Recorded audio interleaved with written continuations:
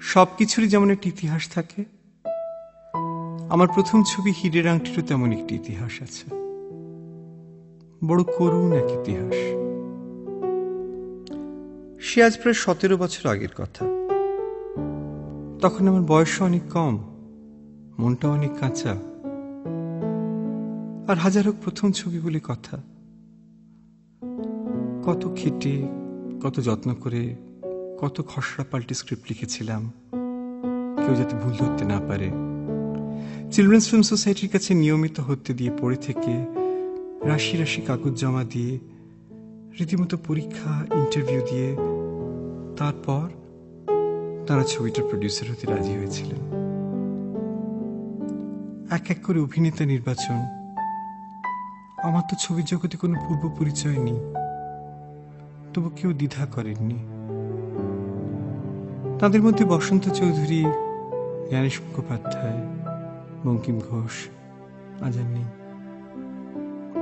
সুনীল মুখোপাধ্যায়, শকুন্তলা বড়ুয়া, মুনমুন সেন, অয়ন বন্দ্যোপাধ্যায় প্রায় কাজ করেন না বললেই চলে। অনেক দিনের স্বপ্ন, অনেক বিনিদ্র রাত, অনেক ইচ্ছে পূরণের গোলক ধাঁধায় ঘুরতে ঘুরতে শুরু হয়েছিল আমার প্রথম ছবি। সেই ছবিতে আমার 3 জন শিশু শিল্পীর থেকে ইউনিটের বাকি সবাই ছিলেন আমার থেকে বয়সে বড়।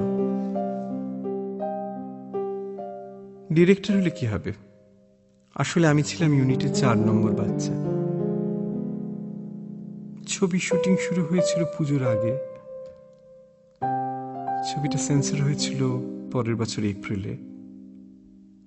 আর তার ঠিক 1 সপ্তাহ পর সত্যজিৎ রায় আমাদের ছেড়ে চলে যান। তার জীবদ্দশায় ছবিটা বানিয়েও তাকে দেখাতে পারিনি। এই ক্ষোভ আজীবন আমার পিছু ছাড়বে না। যতই আমি সিরিয়াস ফিল্ম মেকার হবার চেষ্টা করি না কেন, হীরের আংটি কিন্তু বানানো হয়েছিল দেদার ফুর্তিতে। তার আগে ফিল্ম মেকিং সম্পর্কে অনেক ভারী ভারী বই পড়ে নিজেকে তৈরি করেছিলাম। হীরের আংটি আমাকে শিখিয়ে দিল যে চাইলে ছবি বানানোর থেকে বড় আনন্দের পিকনিক আর কিচ্ছু নেই। সবাই মিলে আনন্দ করে ইন্দ্রপুরীর ক্যান্টিনে বসে পাত পেড়ে খাওয়া, তারকেশ্বরে আউটডোরে হরতালের দিন গেস্ট হাউসের উঠোনে সবাই মিলে ক্রিকেট খেলা, মহিষা দলের আউটডোরে কোনো স্নানের জায়গা নেই বলে রাজবাড়ির প্রশস্ত কুয়োতলা। আমার তখনকার ঝাঁ চকচকে বিজ্ঞাপন জীবন থেকে এই যেন এক বড় সাধের মুক্তি, এক অন্য জগৎ, এক খেলতে যাওয়ার ছুটি।